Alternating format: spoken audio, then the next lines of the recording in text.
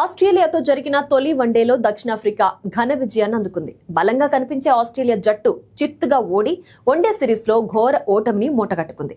ఇదే క్రమంలో టాస్ గెలిచి బౌలింగ్ ఎంచుకున్న ఆస్ట్రేలియాకు సౌత్ ఆఫ్రికా బ్యాటర్లు షాక్ ఇచ్చారు. ముఖ్యంగా ఆ జట్టు ఓపెనర్లు ధాటిగా ఆడి మొదటి వికెట్ కు 92 పరుగులు జోడించారు. ఈ క్రమంలోనే ఐడెన్ మార్క్రామ్ 82 పరుగులు చేసి మంచి ఆరంభాన్ని ఇచ్చాడు. ఆ తర్వాత కెప్టెన్ టెంబా బావుమా బ్రిస్కీ కూడా రాణించడంతో 50 ఓవర్లలో 8 వికెట్ల నష్టానికి 296 పరుగులు చేసింది. ఇక భారీ లక్ష్యంతో బరిలోకి దిగిన ఆస్ట్రేలియాను ప్రొటీస్ బౌలర్ భయపెట్టాడు.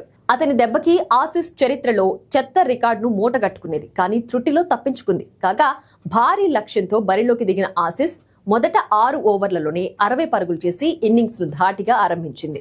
కానీ దక్షిణాఫ్రికా స్టార్ స్పిన్నర్ కేశవ్ మహారాజ్ చెలరేగడంతో ఆసీస్ పతనం మొదలైంది. ముఖ్యంగా మహారాజ్ తన డేంజరస్ బౌలింగ్ తో ఏకంగా 5 వికెట్లు పడగొట్టాడు. కేవలం 26 బంతుల్లోనే ఆ 5 వికెట్లు పడగొట్టడంతో ఆస్ట్రేలియా బ్యాటర్స్ క్రమం తప్పకుండా వికెట్లు కోల్పోయారు. ఇలా మహారాజ్ విజృంభణతో 90 పరుగులకే 6 వికెట్లు కోల్పోయి ఆస్ట్రేలియా పీకల్లోతు కష్టాల్లో పడింది.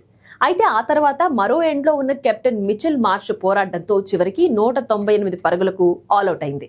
ఇలా ఒక చెత్త రికార్డు నుంచి ఆసీస్ తప్పించుకున్న మ్యాచ్ను మాత్రం గెలవలేకపోయింది. ఇక తన బౌలింగ్ తో ఆసీస్ పతనాన్ని శాసించిన కేశవ్ మహారాజ్ వన్డేల్లో మొదటిసారి 5 వికెట్లు పడగొట్టడం ఇక్కడ గమనార్హం.